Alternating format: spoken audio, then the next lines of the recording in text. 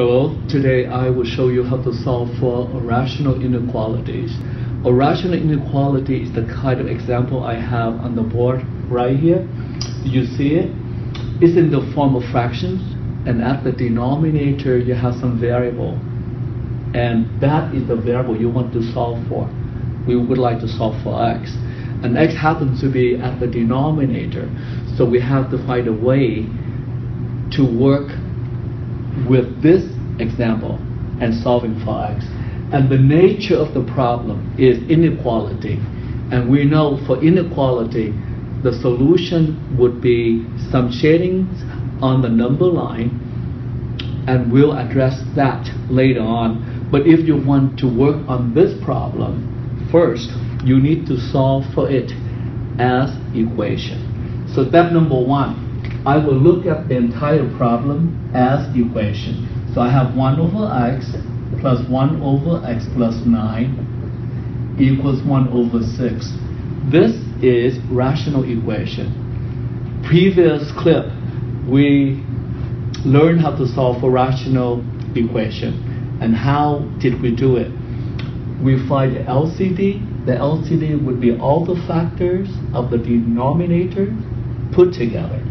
So the LCD in this case would be 6x, x plus 9. And then we have to define the domain. Why we have to do it?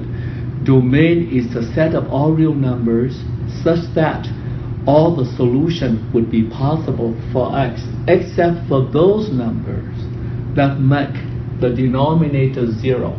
If you look at the first denominator of 1 over x, if you replace 0 here, the denominator would turn 0. 1 over 0 would be undefined.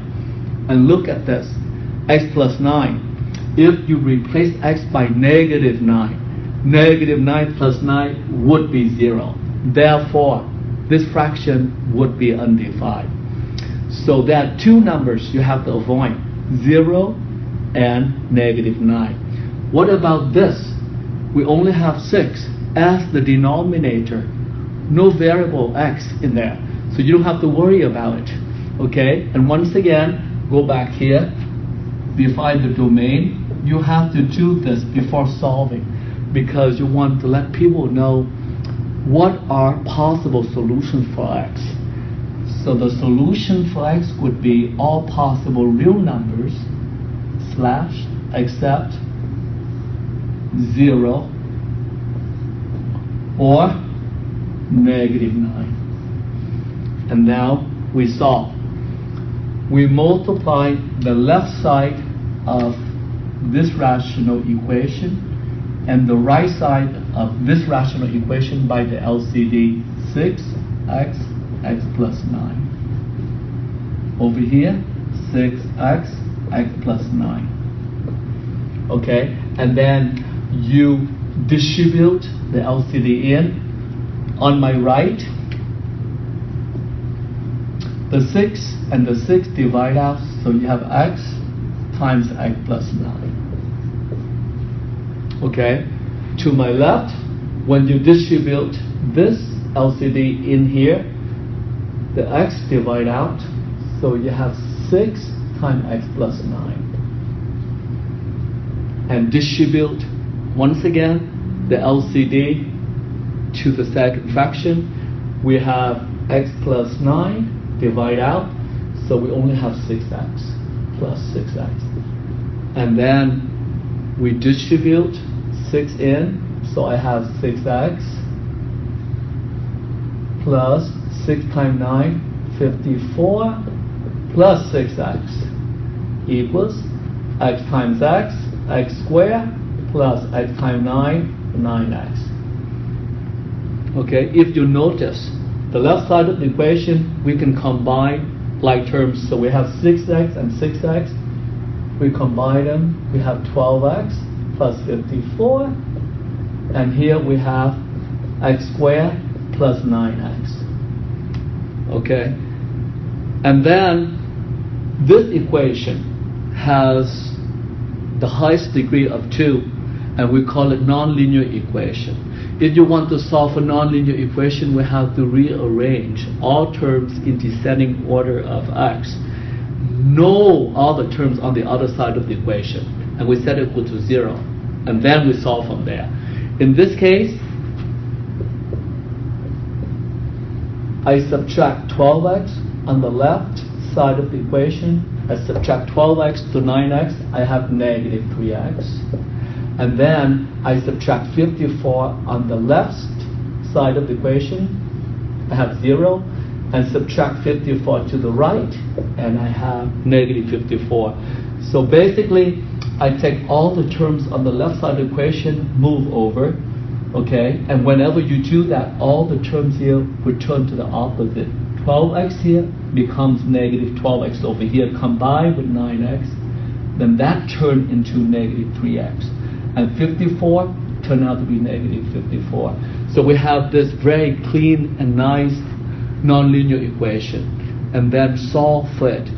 And we could use zero factor property to solve.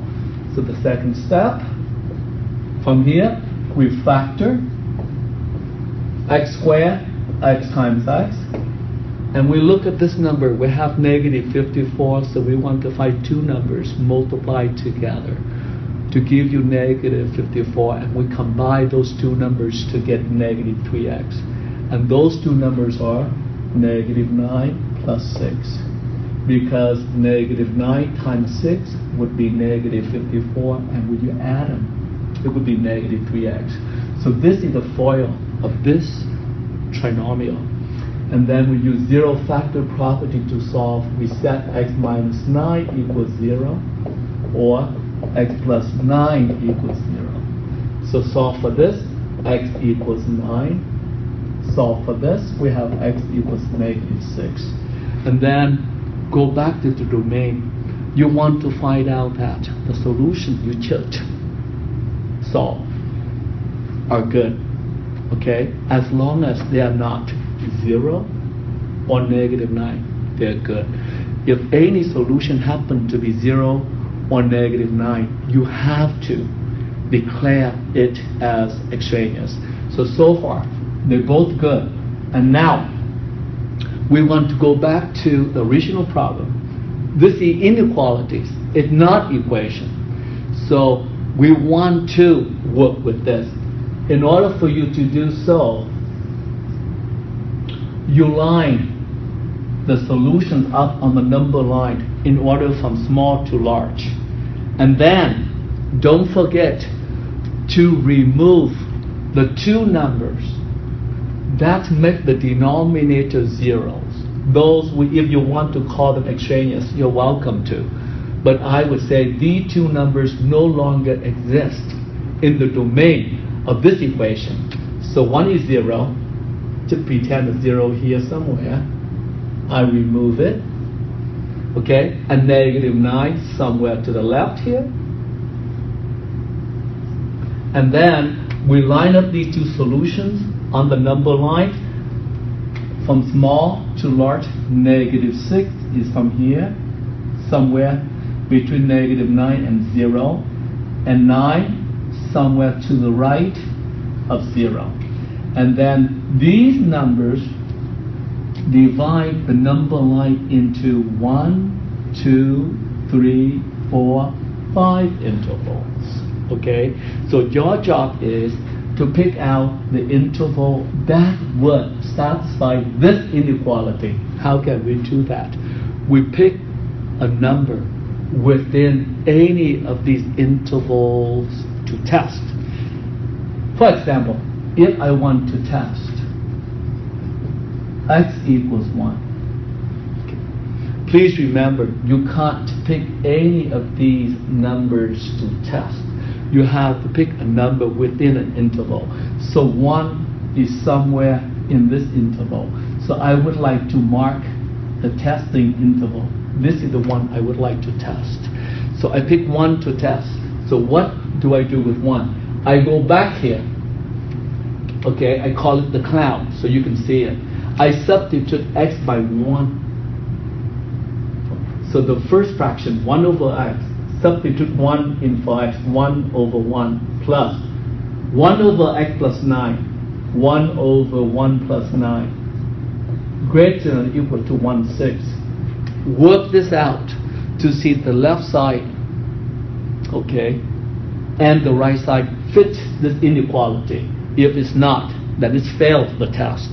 So let's work this out. So I have 1 over 1 is 1 plus 1 over 10 greater than or equal to 1/6.